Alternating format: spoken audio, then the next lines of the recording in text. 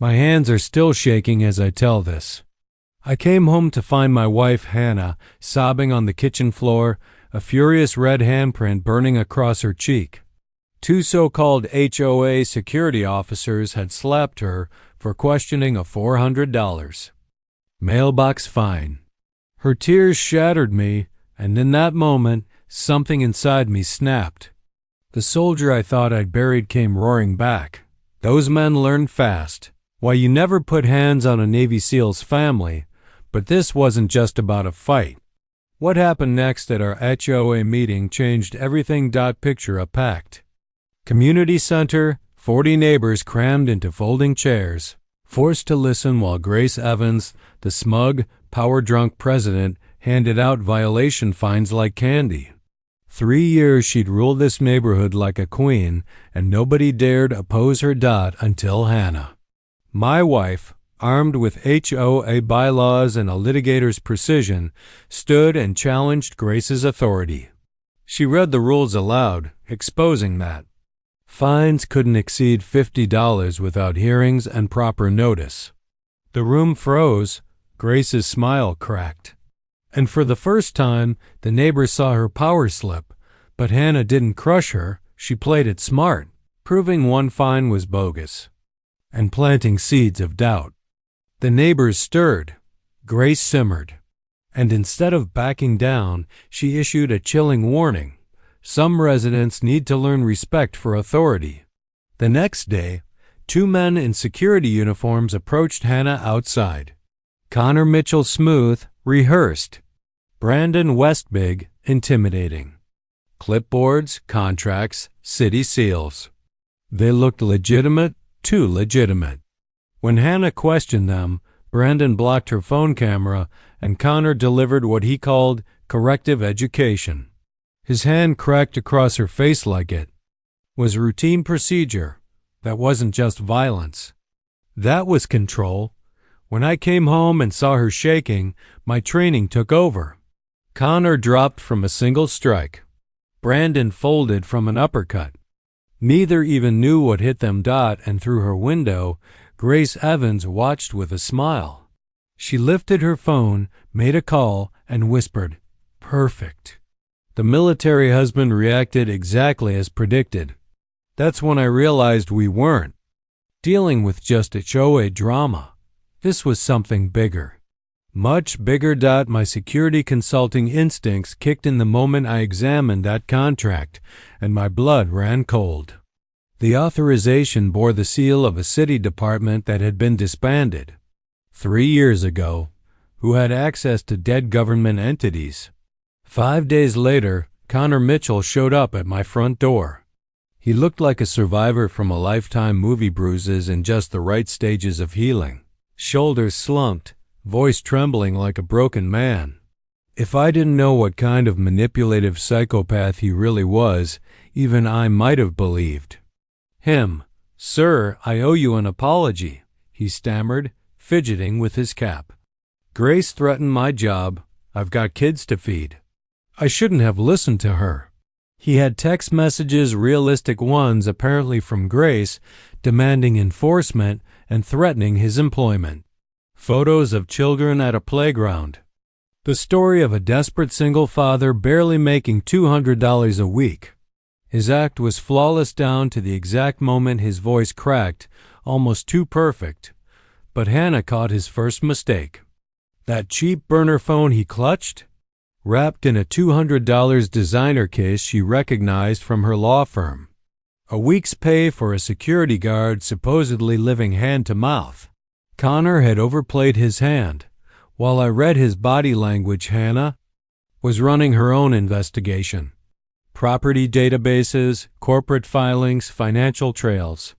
She discovered Grace Evans wasn't just abusing HOA power, she was being funded. A shell company in Delaware, Neighborhood Stability Solutions LLC, was funneling $15,000 a month to her account. 18 months. $270,000 for an HOA president with a salary of $0. And Grace was unraveling. During a heated exchange near the mailbox, she bragged about her daughter Sarah. She understands development. She knows how successful communities operate. The comment sounded off. Why mention development when accused of harassment? And why was Grace constantly checking that expensive watch like she was operating on someone else's clock? My instincts told me Connor's remorse was staged. Real victim cycle between anger, fear, defiance. Connor held one note the entire time: nervous, apologetic, rehearsed. It was textbook trauma behavior, but too textbook. Meanwhile, the shell. Companies buying up homes at below-market prices matched Grace's harassment campaigns. Families tormented, then pressured to sell. Buyers swooping in with cash. This wasn't random, it was systematic. And the surveillance? Escalating. The same black luxury sedan tailed us for days, disappearing the moment I tried to catch a plate, then reappearing across town. This wasn't local thugs. This was organized, professional, funded. Connor even offered to wear a wire to help us. But instead of relief, Hannah felt dread. His eagerness, his expensive accessories, his constant glances at that smartphone, everything screamed setup. Grace wasn't the boss. She was an employee. Someone powerful was pulling her strings. And they weren't just after fines or mailboxes. They were after control. Connor Mitchell was no ordinary security guard.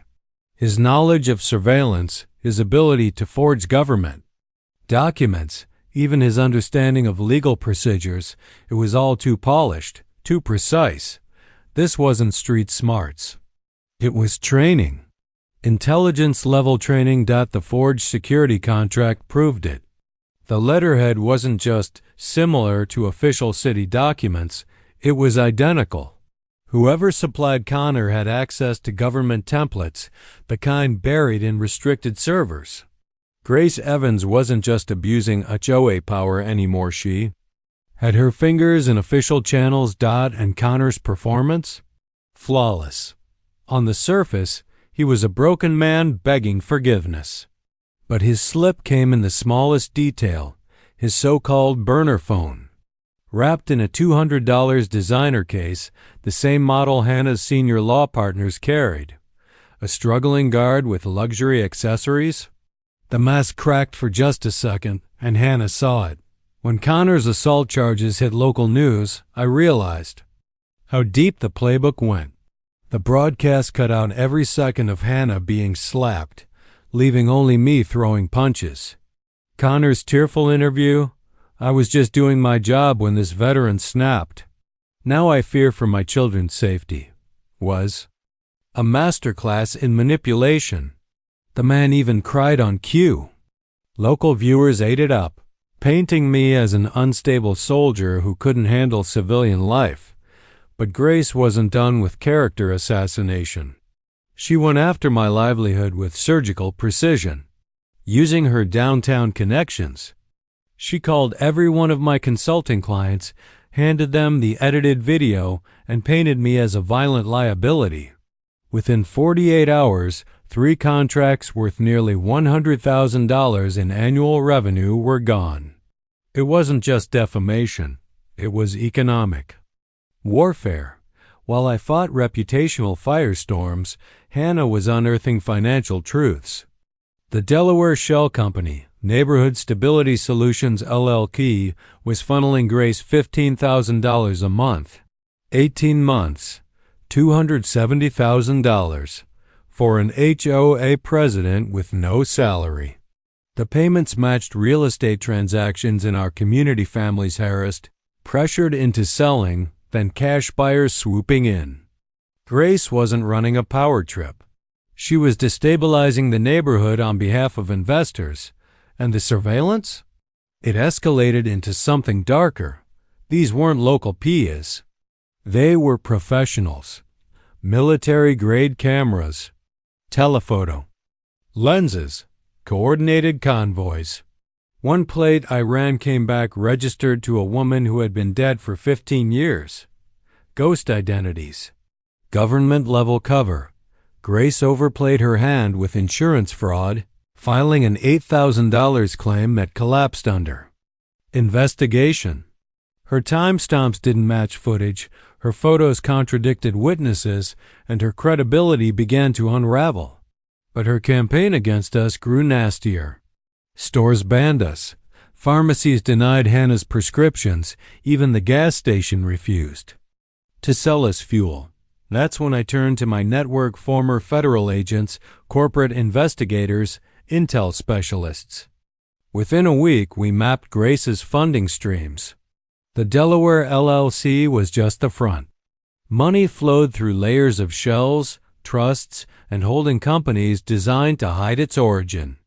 Someone was bankrolling Grace to the tune of hundreds of thousands because destabilizing our neighborhood meant profit.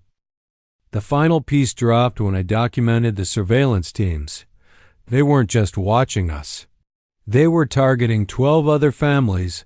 Every single one of them had resisted Grace's fines or challenged her authority. Profiles were being built, dossiers compiled, and then Grace cracked. In a heated mailbox argument with Hannah, she blurted out, "These investor timelines are making everything complicated." Investors, not board members, not neighbors, investors. And just like that, the mask slipped again. Grace Evans wasn't in charge. She was the puppet. Hannah caught every word. Grace wasn't acting alone. She was under pressure, and that pressure came from people with serious money on the line. The fake security contract Connor dropped turned out to be the key.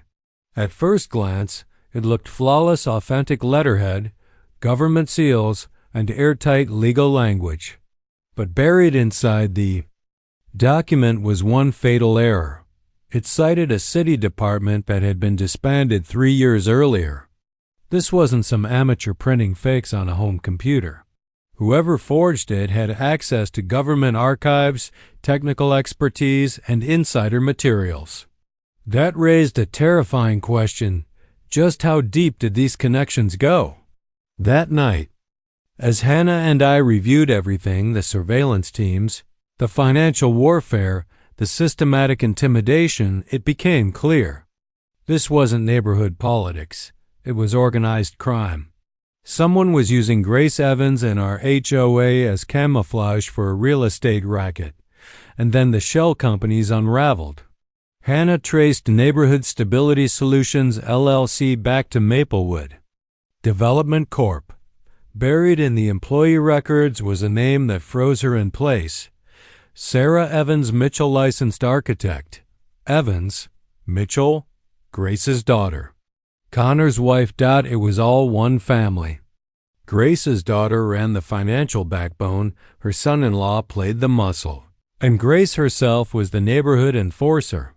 The harassment, the fake fines, the forged documents, it wasn't chaos. It was a family business. Sarah's firm specialized in distressed neighborhood acquisition, a process that weaponized fear to push families out, scoop up homes for pennies, and flip them into massive development projects. When Hannah confronted Grace with proof, she expected denial. Instead, Grace broke down in tears. "You don't understand. Sarah needed this project to make partner. I was just helping my daughter secure her future." In Grace's twisted mind, terrorizing families was an act of motherly love. Connor's mask dropped too. No more victim act. He admitted it with icy calm. "You military types think it's about honor and justice. It's not. It's just business. You interfered with a very profitable operation, and profitable it was." Sarah accidentally revealed their deadline in a panicked call to her mother. "Mom, we need those property acquisitions finalized by December 31st, or we lose the city development contract. That's $20 million gone. $20 million. This wasn't a power trip. It was an empire. That empire belonged to Marcus Webb, CEO of Maplewood Development. He was the real mastermind. Webb had run this exact playbook in 6 other cities, recruiting local families as fronts, destabilizing neighborhoods, buying cheap, then redeveloping for millions. Grace and Connor weren't villains, they were franchises. Suddenly, the professional forgeries made sense. Sarah's position gave her access to government seals, city planning documents, and official letterheads. She handed Connor everything he needed to play authority with near-perfect credibility. The fake contract was just one of many. Grace's jewelry, her designer watch, the sudden influx of money, it wasn't HOA success. It was payment. Bonuses for every family driven out, every home sold under value, every neighbor silenced. The more destruction she caused, the more Webb's corporation rewarded her. And in Grace's mind, she wasn't the villain. She was the chum. Shield, convincing herself she was shouldering the blame so her daughter didn't have to. But in reality, she was weaponizing family loyalty to justify financial warfare against her. Neighbors. Grace genuinely believed she was sacrificing her reputation to protect her daughter's career, blind to the truth that Sarah was pulling the strings all along. Webb had recruited Sarah first, then weaponized Grace's maternal instincts to expand the operation. Grace thought she was shielding Sarah's future, but in reality, Sarah was using her mother as expendable frontline cover in a criminal empire. Fake assault video and Connor's tearful performance suddenly made sense. He wasn't just playing the victim for public sympathy. He was performing for his wife's business interests and his mother-in-law's financial stability. The crocodile tears, the shaky single-father story, the staged vulnerability, it was all media manipulation designed to protect the family's empire by framing me as the unstable aggressor. Then came Webb's call, the final piece of the puzzle. His threat was cold and direct. Eliminate the witnesses, or your daughter's career dies with you. In that moment, Grace realized she was expendable. But her reply shocked him. You don't understand. There's something about Thomas Harris you need to know. What secret from my military past did she know something even Hannah didn't? Her confidence suggested it wasn't an idle bluff. And suddenly, the betrayal wasn't just about money. It was about a criminal mindset passed from mother to daughter across generations. Sarah had been raised to believe that destroying families for profit was just good business. Grace had normalized cruelty in the name of family success, and now all three of them were united against us. That's when Hannah cracked the bigger picture. Using her firm's litigation tools, she uncovered a nationwide pattern: neighborhoods in Phoenix, Denver, Nashville, Tampa, Charlotte, all systematically dismantled by Webb's empire. Each one followed the same formula: recruit a local family, unleash harassment campaigns, destabilize property values, then buy homes cheap and redevelop them for millions. Hundreds of families had already been chewed up and discarded. We were just the next targets. The forgery evidence confirmed it. Sarah's firm didn't just dabble in shady paperwork, she had real connections with city planning departments. That gave her access to authentic letterheads, seals, and insider municipal procedures. Her forgeries weren't fakes. They were professional replicas crafted with real government resources, indistinguishable from legitimate city contracts. At that point, I knew fighting alone was suicide. So I changed tactics. Instead of counter-surveillance, I used my military training for community organizing. I went door to door, rallying neighbors who had been quietly suffering. And the stories poured out. Mrs. Patterson, the widow 3 houses down, confessed Grace threatened her daily with bogus violation notices until she sold. The Williams family had audio recordings of Connor intimidating their teenage daughter on her way to school. The Millers had invoices for thousands in repairs caused by fake utility violations. This wasn't harassment anymore. It was organized warfare. And then Webb himself appeared at my office. No middlemen, no masks, just cold corporate menace.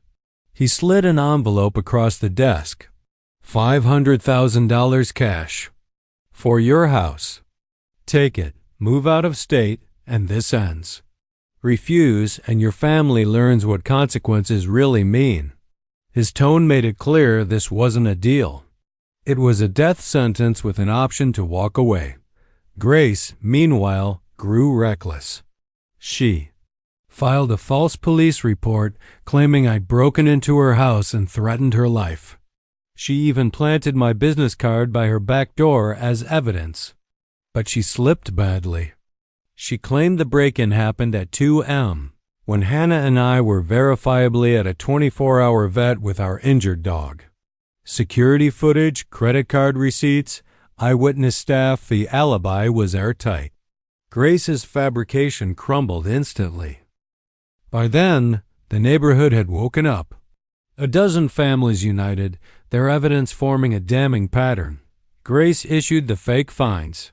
Connor escalated to intimidation, and mysterious buyers swooped in with cash offers, every one of them. Tied to Webb's shell corporation's dot and under pressure, Sarah finally broke. Facing federal conspiracy charges, she flipped. Her testimony confirmed everything. Webb's empire was worth over $50 million a year, built on orchestrated harassment and cheap acquisitions. Families like Grace's were recruited because blood ties kept operations tight. Sarah's credentials gave legitimacy, Connor provided the muscle, and Grace provided the legal cover through HOA authority. Webb's December 31st deadline took on terrifying new meaning. It wasn't just about securing a city development contract, it was a race against law enforcement. Federal investigators were closing in, freezing assets, building indictments. If he didn't lock down our neighborhood fast, his entire empire could collapse. And Hannah's and my refusal to sell had become the one crack in his perfect system. The pressure on Webb's organization was boiling over. His people weren't just some local thugs or nosy investigators. When I studied their surveillance patterns, I recognized something chilling from my military days. These were former contractors, professionals trained in psychological warfare, hired to make our daily lives so unbearable that surrendering our home would seem like the only rational choice. But cracks were forming inside Webb's carefully built machine. Grace, the woman who had thrown herself into this criminal empire out of twisted family loyalty, suddenly found herself betrayed by the very daughter she thought she was protecting. Sarah, facing the terrifying prospect of decades in federal prison, began quietly cooperating to save herself. Grace realized too late that her daughter's survival meant sacrificing her mother without hesitation. That so-called family unity was nothing more than criminal dependency, fragile, selfish, and ready to collapse under pressure. Connor's staged assault video now made perfect, horrifying sense. It wasn't just about smearing me as a violent aggressor. It was groundwork, a legal alibi for whatever Webb's cleanup crew was preparing. If I disappeared, the story would already be in place. A dangerous neighbor finally neutralized in self-defense. Murder, wrapped neatly in a narrative of community safety. That's when Hannah's expertise became our lifeline. Her years of legal work and corporate fraud meant she knew exactly how to build a RICO case, the kind of airtight documentation that prosecutors would need to dismantle Webb's empire. Together, we rallied the neighborhood, transforming fear into unity. One by one, 12 families stepped forward, bringing their stories, their recordings, their financial records. Watching them gather felt like witnessing a community awakening. From a nightmare, we held what I can only describe as a suburban spy summit in the basement of the community center. Ordinary people, retirees, parents, widows, laid out boxes of evidence like operatives in a covert operation. The pieces fit together too perfectly to ignore forged violations, intimidation tactics, fake buyers, shell companies, all tied back to Webb's corporation. That's when I made the call to Marcus Rivera, my old SEAL teammate turned FBI agent. He had dismissed me at first, thinking I was overreacting to petty neighborhood disputes. But when Rivera saw the evidence, his skepticism vanished. This wasn't a local squabble. It was organized crime on a multi-state scale. And now, federal jurisdiction was officially in play. Grace, in her desperation, made one last, pathetic attempt to save herself. She came to Hannah with crocodile tears, pretending she was ready to expose Webb, swearing she only ever wanted to protect her daughter. For a moment, even Hannah almost believed her. But instead of taking Grace's bait, Hannah flipped the script. She fed Grace false information, a planted story about hidden evidence and witness relocation, while secretly recording every word. And that's how we uncovered the darkest revelation yet. Grace admitted Webb's cleanup crew was arriving. The next night, they weren't coming to threaten anymore. They were coming to erase us. Permanently. The tension reached its peak at the city council meeting. Hannah laid out everything: the forged documents, the shell companies, the systematic harassment. But the moment that silenced the room came from Mrs. Patterson, an 83-year-old widow, trembling with rage as she spoke. She told them how Grace had threatened to have her declared mentally incompetent if she didn't sell her home. 42 years in this neighborhood, and Grace tried to steal it all. Her words cut deeper than any evidence packet ever could, and while Grace clung to her lies, Webb had already moved on. He saw her not as a partner, but as a liability. Federal heat made her unpredictable, and in Webb's world, loose ends get tied off permanently. Connor, too, was marked for disposal. Their betrayal was complete, but it was Sarah, the daughter who had learned greed and cruelty from her mother, who delivered the final blow. To save herself, she gave the FBI everything: internal company records, recruitment strategies, shell company accounts, proof of profits spread across multiple states. It was the smoking gun Rivera's team needed, and with that, Webb's empire. The monster that had devoured communities across the country was finally exposed. Sarah's insider knowledge blew the case wide open.